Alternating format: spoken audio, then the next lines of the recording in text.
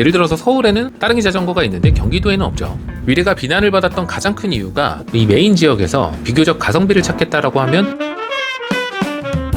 서울이 뜨거울 동안 위례가 한동안은 잠잠했죠. 사실 위례뿐만 아니라 대부분의 신도시들이 그렇게까지 힘을 받지는 못했어요. 그런데 위례는 올해 들어서 분위기가 완전히 달라졌죠. 위례 신사선 추진이 가시화되고 위례선 트램은 올해 말에 개통을 앞두고 있습니다. 여기에 현대그룹과 포스코가 대규모 업무 시설을 추진하면서 일자리의 가치도 재조명받고 있죠. 그리고 최근에 삼성전자와 하이닉스, 이 성과급 자금이 동남권의 호재로 작용하면서 위례는 지금 여러 호재가 겹겹이 겹치는 그런 시기를 맞이하고 있습니다. 오늘은 위례의 배경부터 교통, 상권, 일자리, 그리고 나에게 맞는 단지 추천까지 하나씩 살펴볼게요. 위례는 대표적인 2기 신도시입니다. 신도시는 기본적으로 아무것도 없는 땅에 도로와 학교, 공원 이런 기반 시설들을 새롭게 만들게 됩니다. 택지 개발 사업이라고 하죠. 서울은 대부분 산지로 둘러싸여 있고 빈 땅도 거의 없기 때문에 그린벨트를 풀지 않는 이상 이 새롭게 조성할 땅들이 마땅하지 않아요. 그래서 대부분 신도시들은 서울에서 좀 떨어진 외곽에 위치하게 되는 겁니다. 창릉이나 교산, 왕숙 같은 3기 신도시도 그렇죠. 위례 신도시는 서울의 일부가 속해 있고 그것도 강남 3구 중에 하나인 송파구가 포함되어 있다는 게 굉장히 특징적이면서 또 장점이기도 합니다. 여기가 원래 신도시 이전에 군부대였어요. 당시에는 특수전 사령부와 이 남성대 골프장이 있던 곳이었죠. 제가 여기서 군생활을 했거든요. 제가 2010년 말에 전역을 했는데 2011년부터 이천으로 특전사가 이전하면서 본격적으로 위례 개발이 시작됩니다. 위례는 이 서울 동남권 끝자락에 위치한 신도시예요. 행정구역상으로는 송파구 장지동, 성남시 수정구 창곡동, 하남시 하감동까지 총 3개의 행정구역으로 나뉘어져 있습니다. 요즘은 통합을 해서 위례동이라는 명칭을 사용합니다. 그런데 이렇게 하나의 도시 안에서 행정구역이 여러 개로 나눠져 있는 건 좋은 요소는 아니에요. 우선 행정 부분에서 주민센터, 시청 이런 것들이 각각 다 다르겠죠. 시청을 갈 일이 있어도 성남시청, 하남시청, 송파구청 이렇게 나눠서 가야 됩니다. 또 위례가 이 각각 도시 끝에 위치해 있기 때문에 엄청 멉니다. 또 학교 배종 문제가 있어요. 실제로 어떤 단지들은 이 바로 앞 학교가 더 가까이 있어도 행정구역이 다르니까 해당 학교로 배정을 못 받게 되기도 합니다. 물론 신도시만큼 이 전체적으로 학교 배치는 잘 되어 있어서 소수 단지를 제외하면 등하교 자체에는 큰 문제는 없어요. 또 사소하지만 이 생활 속에서의 불편함도 좀 있는데 예를 들어서 서울에는 따릉이 자전거가 있는데 경기도에는 없죠. 예전에는 이 종량제 봉투도 행정구역별로 따로 사용을 했어요. 마트에서도 지역에 맞는 봉투를 따로 구매를 해야 했던 거죠. 물론 지금은 행정구역 상관없이 사용 가능합니다. 또 초기 위례는 꽤나 어수선했습니다. 트램이나 위례 신사선 같은 교통사업들도 행정구역이 나눠져 있다 보니까 추진 과정에서 갈등이 생기고 해도 어느 한 곳이 나서서 적극적으로 해결을 하려고 하지 않았어요. 그래도 지금은 이 3개의 행정구역들이 안정적으로 자리를 잡았습니다. 초반처럼 이 행정 문제나 어수선함은 없어졌고 하나의 도시와 생활권으로 자리를 잡았다 이렇게 보시면 될 것 같아요. 위례가 비난을 받았던 가장 큰 이유가 교통 문제 그리고 배드타운이라는 점이었어요. 위례 북쪽에 기존 5호선이 있고 남쪽 끝에 8호선 남위례역이 21년에 새롭게 신설돼서 들어와 있습니다. 이 도시 바깥으로의 이동, 서울 중심지로 나가는 것도 문제인데 위례 내에서의 이동도 꽤 많이 불편했어요. 그런데 올해 말 위례선이라는 트램이 본격적으로 개통 예정입니다. 현재는 주중에만 시범 운영을 하고 있고요. 위례 내를 수직으로 연결시켜서 5호선 마천역과 남위례역 8호선, 복정역의 분당선까지 이어지는 노선이에요.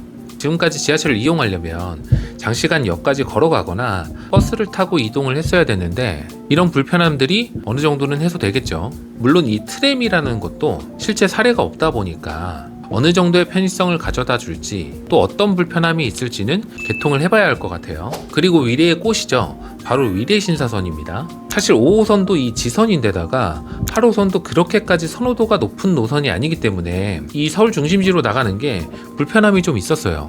근데 위례 신사선은 삼성역과 신사역이라는 핵심지를 연결하는 만큼 위례에는 상징성이 굉장히 큰 노선이라는 거죠. 이 위례 신사선은 우여곡절이 정말 많았는데 최근에 민간 사업에서 정부 지원 사업으로 전환해서 예비 타당성이 통과가 되었고 다시 한번 속도를 내고 있어요. 사실 위례는 이 분양을 할 때부터 위례 신사선을 내세워서 분양을 했고 실제로 위례 신사선에 대한 이 공사비 분담금도 분양가에 포함해서 걷어갔어요. 그러니 이 위례 주민들은 이 지지부진한 위례 신사선 사업에 대해서 불만이 쌓여갔던 거죠.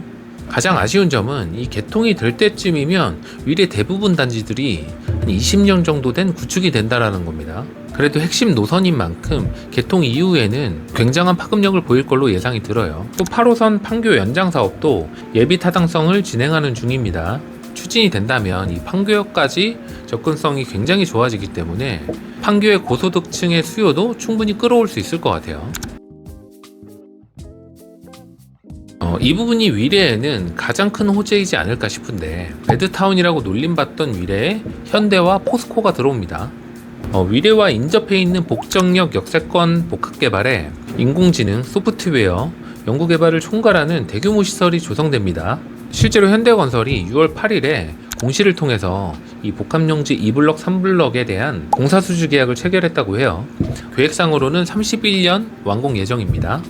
또 포스코 글로벌센터는 구장 7개 규모로 지하 5층, 지상 12층 규모로 지어집니다. 이것도 역시 30년 준공을 목표로 하고 있고 완공 시에는 16조 원의 경제적 파급 효과를 예상하고 있습니다. 국정역 남측에는 이 DLENC에서 환선센터를 건립할 예정이었는데 공사비 상승, 수익성 악화 이런 문제들로 SH공사와 협약 해지를 했습니다. 사업 자체가 완전히 무산된 건 아니지만 시간이 조금 더 필요해 보여요. SH공사는 새로운 민간 사업자 모집 절차에 들어간 걸로 알고 있습니다. 기존의 위례 인근에는 문정 법조타운이 있긴 하지만 양질의 핵심 일자리라고 보기에는 좀 어려웠죠. 그런데 현대와 포스코가 그것도 위례에 인접해서 들어온다는 건 호재가 아닐 수가 없겠죠. 위례에게는 치명적이었던 이 일자리에 대한 부분이 해결된다면 가치는 한 단계 올라갈 수 있는 계기가 될 수 있을 겁니다. 위례는 이 도시계획 자체가 중앙 도보권을 중심으로 설계된 곳입니다. 그러다 보니까 자연스럽게 이 라인을 따라 상권이 형성됐고 아파트 역시 이 축을 따라서 시세가 형성되어 있는 거죠. 실제로 이 중앙 광장에는 규모가 큰 복합 상가들이 여러 들어서 있고 음식점이나 학원, 병원 같은 생활 인프라도 대부분 이 라인에 집중되어 있습니다. 뿐만 아니라 이 주상복합 상가들까지 하나의 상권으로 연결이 되어 있어서 위례 내에서는 핵심 생활권 역할을 하고 있는 겁니다. 위례 상권은 초기에 이 공실에 대한 이슈가 언론에 굉장히 많았었죠. 하지만 시간이 지나고 이 상권이 몇 차례 손바뀜 되면서 현재는 안정된 분위기로 자리를 잡았습니다. 또 이 위례선, 이 트램 노선이 중앙의 넓은 광장을 가로지르는 형태로 계획이 되다 보니까 예전에는 상권 단절에 대한 얘기들이 꽤 나왔어요. 아무래도 중앙 상권에 있어서 이 양쪽으로의 유동의 흐름이 굉장히 중요한 곳이기 때문에 실제로 일부 상인들은 이 상권을 침해로 이유로 트램에 반대를 하기도 했었습니다. 이 중앙광장 메인에는 중앙타워라는 대형 복합 상업시설이 있는데 이곳 역시도 초기에 공실을 해소하는 데까지 꽤 오랜 시간이 걸렸어요. 개인적으로는 단순한 이 개별 상점들보다는 하나의 쇼핑센터로 들어오는 게 훨씬 좋지 않았을까라는 아쉬움은 있어요. 그리고 위례에는 이 스타필드 시티가 있습니다. 이 하남이나 고양 스타필드처럼 이 초대형 규모는 아니지만 도시 내에 이런 쇼핑몰이 있다는 건 편의성과 주거 만족도를 높여주게 되죠. 실제로 주말에는 이 위례 주민들 뿐만 아니라 거여동이나 가밀동이나 이 송파권에서 꽤 많이 넘어오기도 합니다. 그리고 모든 단지들이 이 중앙 상권만을 이용할 수는 없기 때문에 이 단지의 권역별로 크고 작은 항아리 상권들이 형성되어 있습니다. 이 메인 상권에서 좀 떨어진 단지들은 일상적인 소비는 이 항아리 상권 안에서 해결을 하고 주말이나 휴일에는 중앙 광장이나 스타필드 쪽에서 소비를 하는 그런 흐름인 거죠. 위례는 최근에 가격이 꽤 올라왔어요. 소형 평형을 제외하고는 이 남위례 기준으로 대부분 20억 이상은 봐야 됩니다. 특히 삼성전자, 하이닉스처럼 동남권으로 출퇴근하는 이 고소득 수요층 입장에서는 서울과는 가깝지만 서울보다 쾌적한 신도시에 살고 싶다, 이런 니즈들도 꽤 강하기 때문에 그런 관점에서는 위례가 굉장히 좋은 대안이 될 수 있겠죠. 위례 진입이 자금적으로 부담이 된다면 이 가밀이나 구성담 이쪽으로 이동을 하게 되고, 반대로 위례에서 한 단계 올라가시는 분들은 헬리오나 포레온, 더 나아가서 잠실이나 강남권으로 이동하는 흐름입니다. 어떻게 보면 위례도 이 서울 수도권에서의 중간 허브 역할을 하고 있는 거죠.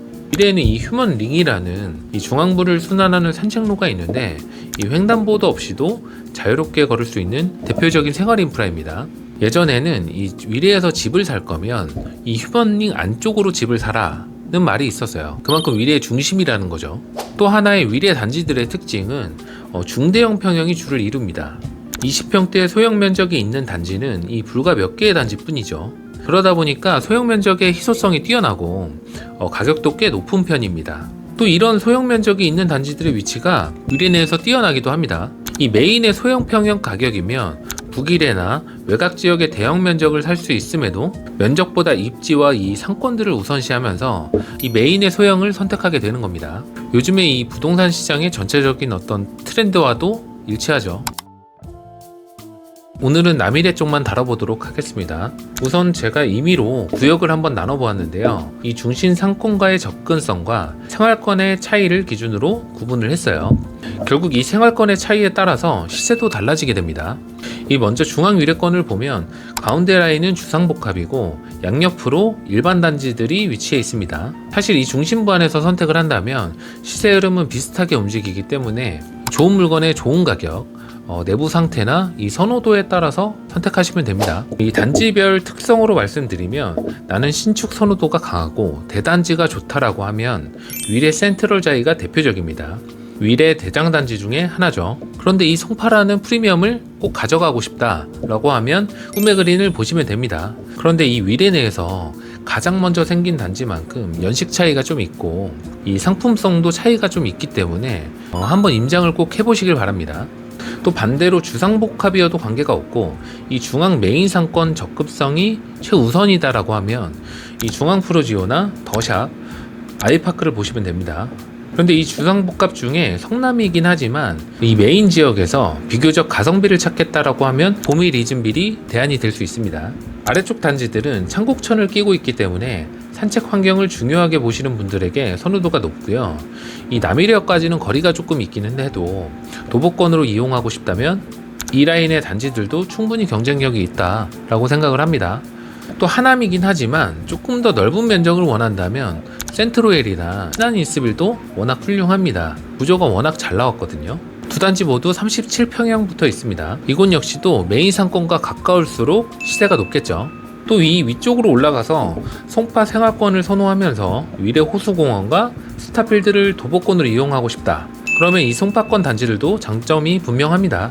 이쪽 단지들도 이 주상복합과 소형 단지 그리고 대형 단지 다양하게 있기 때문에 나의 상황과 조건에 맞춰서 단지 선택을 하시면 될 것 같아요. 또 이 같은 중앙 라인이라도 단지별로 이 지역별로 분위기가 조금씩은 다 다르기 때문에 직접 인장을 한번 해보시면 체감이 되실 겁니다. 그리고 이 동쪽 권역에는 단지 내 상가가 있긴 하지만 아무래도 항아리 상권에 인접해 있는 곳이 시세가 높습니다. 그래서 이 상권의 생활 편의성이 중요하다라고 하면 호반 서밋이나 센트럴 프루지오 그리고 이 초중고 등하교 편의성까지 잡겠다라고 하면 롯데캐슬과 플로리체 그리고 이 숲세권에 조용한 걸 희망하시면 그린파크 프루지오나 위례 더 힐이 있습니다.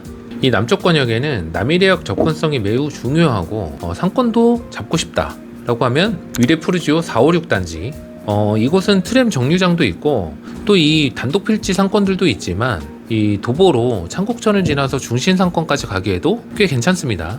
또 레미안 이편한 세상 같은 경우에는 이 상권이 조금 아쉽기는 하지만 이 초품화의 단지 내 조경들과 시설들이 워낙 잘 되어 있고 대단지라는 강점이 확실한 단지입니다. 자, 오늘은 이렇게 위례에 대해서 살펴보았는데요. 위례가 한동안은 시장에서 주목을 받진 못했지만 교통, 일자리 이런 것들이 하나씩 현실화되기 시작하면서 다시 시선이 모이고 있죠. 물론 아직 해결해야 될 과제들도 남아 있습니다.